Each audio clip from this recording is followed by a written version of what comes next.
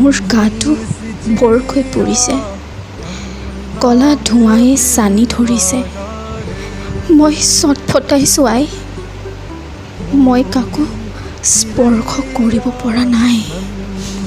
এয়া কি হৈছে আই?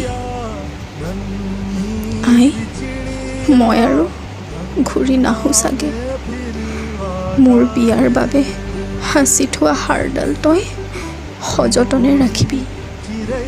দেউতাকো কবি অহাবাৰ পূজাত লৈ আহিবলৈ মূৰত গুজা ইন্দ্ৰমালতী ফুলৰ থোপা। আই, তই চিন্তা নকৰিবি, তোৰ বনোৱা গোলাপ জামুন মই আৰু চুৰি কৰি নেখাওঁ। আই, মই তোক সদায় সপোনত দেখা দিম, কেইটামান আধৰুৱা প্ৰশ্নৰ উত্তৰ বিচাৰি। দুখ কি আছিল মোৰ? নাৰী হৈ জন্ম লোৱা নেকি?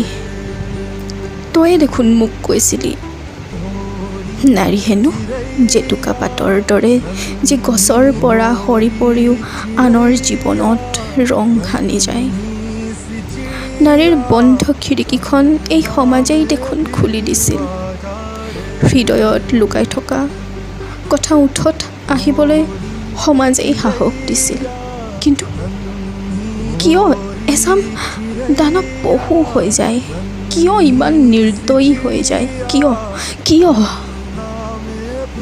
আই, মইতো নাহোঁ আৰু ঘূৰি তোৰ ঘৰলৈ, কিন্তু মোৰ সকলো বাই ভনী যাতে কুশলে ঘৰলৈ উভতি আহে।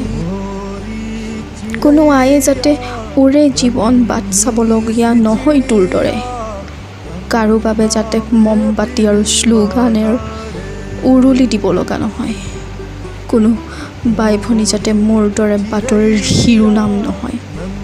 হাই, মই কিন্তু ঘূৰি নাহোঁ।